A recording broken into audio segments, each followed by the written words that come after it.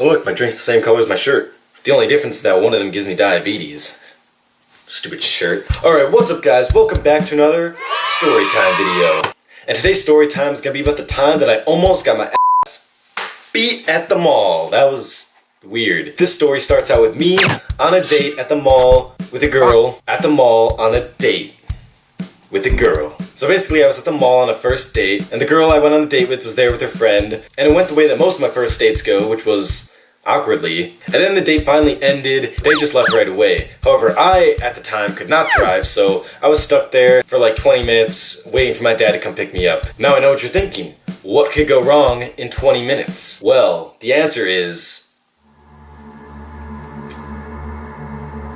you're about to find out. So the mall was basically closing at this point. There was like no one there. The only people that were there were me and a bunch of workers just cleaning up the stores and stuff. So I decided to sit at the food court because that's by an exit where I told my dad to come pick me up. So I'm sitting there alone at a table, just minding my own business, and then I decided to Snapchat the girl I just went on the date on. So I guess I thought this would be funny. I don't know why. But I sent her a picture of me like this, showing the area behind me, and I say, "I'm so lonely, I don't have any friends." Little did she know that wasn't a joke at all. Anyways, then all of a sudden these three dudes, they were definitely all in their 20s, and then one guy had a girlfriend. They all come up and just sit down at the table right next to me. And this was super weird, like, the entire food court was open. Like, there had to have been at least like 100 open seats. But for some reason they chose the table right next to me. So that Snapchat I sent before where I said, "Oh, I'm all alone," I decided, okay, now there's people next to me, now I can send a follow-up snap and be like, "Hey look, now I have friends." As if that would have made the joke funnier. Needless to say, that was a bad idea, because as soon as I turn around to take the photo, I'm trying to wait till, no one's looking,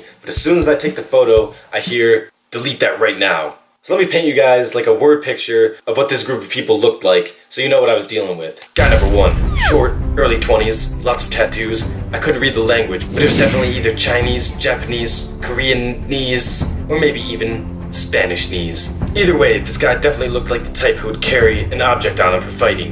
Maybe ninja stars, maybe a knife, maybe a guy number two. He had the look of bloodthirst in his eye. Either that, or he was just high. You could tell he was just looking for 15-year-old kids at the mall to beat up. His reasoning? Maybe he was trying to impress his girlfriend, or maybe even boost his own ego. Either way, you could tell he was very insecure, and probably had really little confidence. Then there was his girlfriend.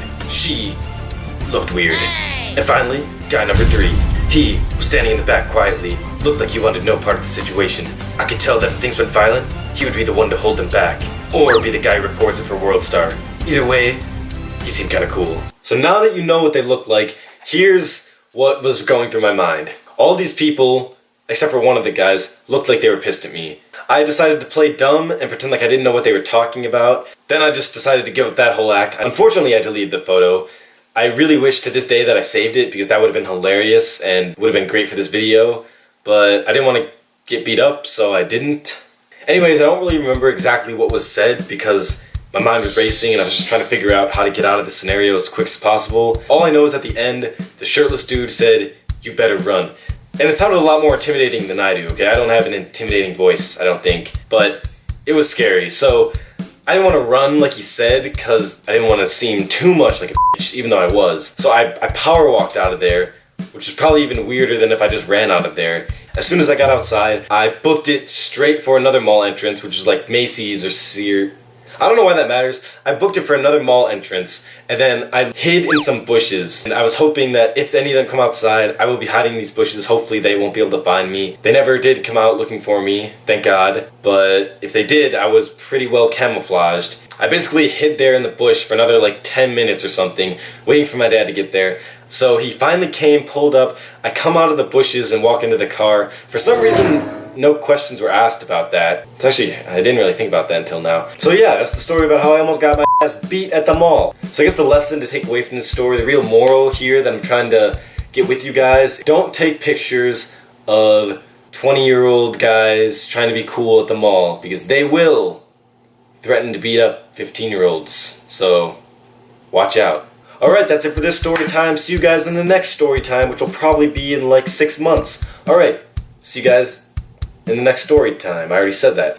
How do I end this? Here's how I'm gonna end it. I'm gonna end this video how I ended my first date with that girl, with an awkward hug.